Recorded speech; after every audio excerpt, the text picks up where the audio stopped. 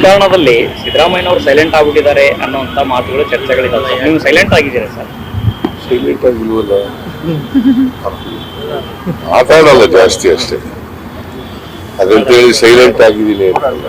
ಈಗ ಸಂಗೊಳ್ಳಿ ರಾಯಣ್ಣ ಅವರ ಪ್ರತಿಮೆಗೆ ಹೂನಾರ ಹಾಕಲು ಸೈಲೆಂಟ್ ಆಗಿರೋದ, ಅಸೆಂಬ್ಲಿಗೆ ಹೋಗಿದ್ದೆ ಸೈಲೆಂಟ್ ಆಗಿರೋದ, ಪುಸ್ತಕ ಬಿಡುಗಡೆ ಮೊನ್ನೆ ಪುಸ್ತಕ ಬಿಡುಗಡೆ ಮಾಡೋದು ಸೈಲೆಂಟ್ ಆಗಿರೋದು. ಆದ್ರೆ ಸಿದ್ದರಾಮಯ್ಯನವರು ಸೈಲೆಂಟ್ ಆಗಿದ್ದಾರೆ ಅನ್ನೋದು ಮಾತಾಡೋದಕ್ಕಿಂತ ಸೈಲೆಂಟ್ ಆಗಿದ್ರೇನೆ ತುಂಬಾ ಯೋಚನೆಗಳನ್ನ ಮಾಡ್ತಾ ಇರ್ತಾರೆ ಅನ್ನುವಂತಹ ಮಾತು ಕೂಡ ರಾಜಕೀಯ ವಲಯದಲ್ಲಿದೆ ಸರ್. ಹಾಗೇನಿಲ್ಲ, ನಾನು ಈಗ ಮುಖ್ಯಮಂತ್ರಿ ಅಲ್ಲ.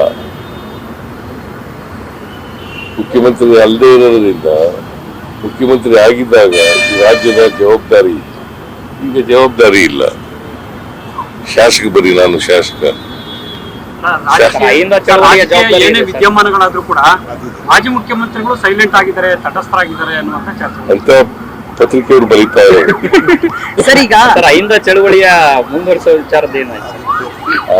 ಅಹಿಂದ ಚಳವಳಿ ಮುಂದುವರಿಸುವ ವಿಚಾರದಲ್ಲಿ ತಮ್ಮ ಪಾತ್ರಗಳೇನು, ಮುಂದೆ ಹೆಂಗೆ? ಅಹಿಂದ ಹೀಗೆ ಸಂಘಟನೆ ನಡೀತಾ ಇದೆ. ಶೋಷಿತ ವರ್ಗಗಳು ಹೆಸರಿನಲ್ಲಿ ಅಹಿಂದ ಸಂಘಟನೆ ನಡೀತಾ ಇದೆ. ಈಗ 6ನೇ ತಾರೀಕು ಹಿಂದುಳಿದ ಜಾತಿಗಳು ಒಕ್ಕೂಟದ ವತಿಯಿಂದ 25ನೇ ವರ್ಷ ಆಗಿರ್ತಕ್ಕಂಥದ್ದು. ಅದಕ್ಕೆ ಹಿಂದುಳಿದ ಜಾತಿಗಳ ಒಕ್ಕೂಟ 25, ನಾನು ಅದರಲ್ಲಿ ಭಾಗವಹಿಸ್ತಾ ಇದ್ದೀನಿ. ಸರ್, ಸಂಪುಟದಲ್ಲಿ ಒಂದು ಸ್ಥಾನ ಖಾಲಿ ಇದೆ ಸರ್. ಮಹಿಳೆಗೆ ಸ್ಥಾನ ಕೊಟ್ಟಿಲ್ಲ ಅಂತ ಹೇಳಿ ಬಿಜೆಪಿ ಅವರು ಮೊನ್ನೆ ಪ್ರತಿಭಟನೆಯನ್ನ ಮಾಡ್ತಾ ಇದ್ದಾರೆ. ಉತ್ತರ ಕರ್ನಾಟಕದ ಕುರುಬ ಸಮುದಾಯಕ್ಕೂ ಕೂಡ ಆದ್ಯತೆಯನ್ನು ಕೊಡಬೇಕು, ಪ್ರಾತಿನಿಧ್ಯ ಕೊಡಬೇಕು ಅನ್ನೋ ಕೂಗು ಕೂಡ ಇದೆ. ಬಿಜೆಪಿ ಅವ್ರಿಗೆ ಯಾವ ನೈತಿಕ ಹಕ್ಕಿದೆ? ಅಲ್ಪಸಂಖ್ಯಾತರು ಈ ದೇಶದ ಪ್ರಜೆಗಳಲ್ವಾ? ಅವ್ರಿಗೆ ಕೊಡ್ಲಿಲ್ಲ. ನಾವು ಮಹಿಳೆಯರಿಗೂ ಕೊಡ್ತೀವಿ,